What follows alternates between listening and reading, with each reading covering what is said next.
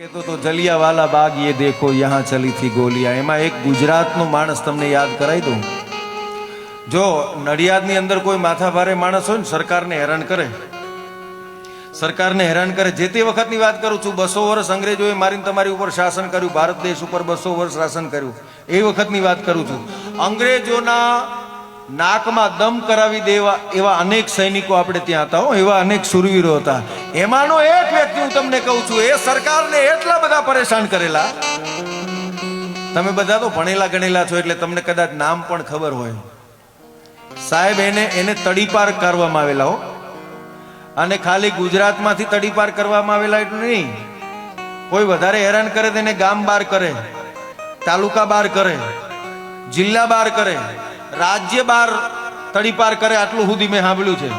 રાજ્યની બહાર કોઈને તડીપાર ન કરે, પણ દેશ જ્યારે આઝાદ નતો, 200 વર્ષ સુધી ગુલામી મેં તમે ભોગવી, એ સમય દરમિયાન મારા તમારા દેશને આઝાદ કરવા માટે થઈને અંગ્રેજોને હેરાન પરેશાન, એ સરકારને તોડી પાડવા માટે થઈ, એ સરકારને ભગાડવા માટે થઈને આ દેશના અનેક યુવાનોએ કામ કર્યા।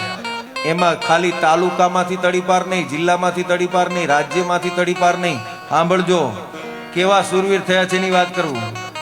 ખાલી રાજ્યમાંથી નહીં, દેશમાંથી તડીપાર નહીં, એક દેશમાં, 2 દેશમાં, 3 દેશમાં નહીં, 30 દેશમાંથી જેને તડીપાર કરવામાં આવ્યા હતા, એવા ડોક્ટર શ્યામજી કૃષ્ણ વર્મા મારા અને તમારા દેશ માટે થઈને કામ કરી ગયા છે। 30 દેશ।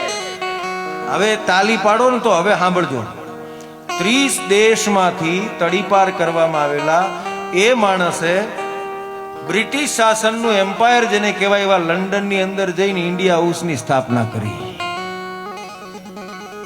લંડનમાં જઈને ઇન્ડિયા હાઉસની સ્થાપના કરી અને કેતનભાઈ ત્યાં જાહેરાત કરી કે દેશ વિદેશમાંથી અહીંયા ભણવા આવતા છોકરાઓને,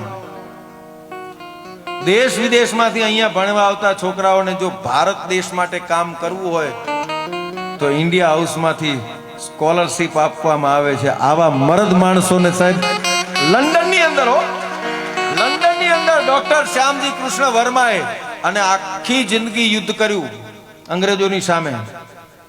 જેટલા ભણેલા ગણેલા છે બધાને કહું, વિશ્વમાં એક જ માણસ એવો થયો, ફરિયાદ દેવડાવી દઉં, વર્લ્ડમાં એક જ માણસ એવો છે કે જેણે બેંકમાં પોતાના અસ્થિ જમા કરાયા હોય જીવતા, લંડનની બેંકમાં જીવતા જઈને ફી ભરી કે હું મરી જાઉં પછી મારા અસ્થિ તમારે બેંકમાં રાખવાના। સાંભળજો યુવાન દોસ્તો, બેંકમાં જઈને જાતે ફી ભરી હોય એવો વર્લ્ડનો એક જ માણસ ડોક્ટર શ્યામજી કૃષ્ણ વર્માએ લંડનની અંદર બેંકમાં જઈને કીધું, આ મારા અસ્થિ તમે બેંકમાં જમા કરો। અને એ વખતે વીલ કર્યું,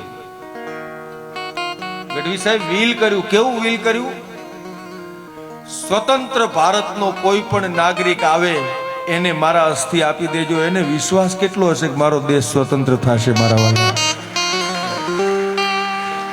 સ્વતંત્ર ભારતનો કોઈ પણ માણસ આવે તો એને મારા અસ્થિ આપી દેજો, એવું વીલ કરી નાખ્યું।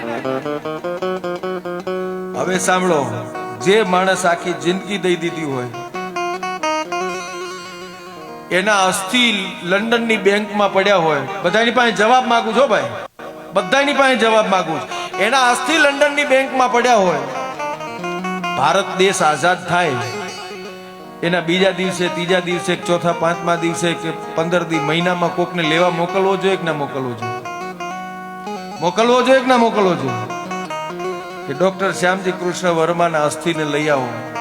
સાહેબ ભારત દેશ આઝાદ થયો ને, 1947માં આઝાદ થયો, બંધારણે બંધાણું, 2 વર્ષ, 5 વર્ષ, 10 વર્ષ, 25 વર્ષ, 50 વર્ષ સુધી કોઈનું ધ્યાન ન ગયું। 2001ની અંદર આપણો દાઢીવાળો નરેન્દ્ર મોદી મુખ્યમંત્રી બન્યા ને પછી લંડન જઈને એને છોડાયા। હવે હું આ વાત કરું અને જો કોઈ એમ કે ગઢવી તમે નરેન્દ્ર મોદીના વખાણ કરો છો, તો જા, આ ગઢવી નરેન્દ્ર મોદીના વખાણ કરે છે, કારણ કે એને દેશના માટે મરી ગયેલા માણસોના અસ્થિની પડી છે એટલા માટે। અને ખાલી લઈ આવ્યા એટલું નહીં, લઈ આવ્યા એટલું નહીં, યાત્રા કાઢી ખંભા ઉપર રાખી અને આખા ભારતની તમામ પવિત્ર નદીઓની અંદર એના અસ્થિને ભેળવી દીધા. એ મારા વાલા કામ કર્યા.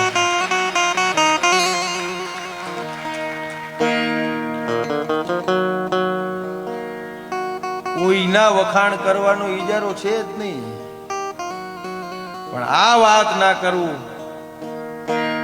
તો કલાકાર તરીકે મારો આત્મા રાજી ના રહે.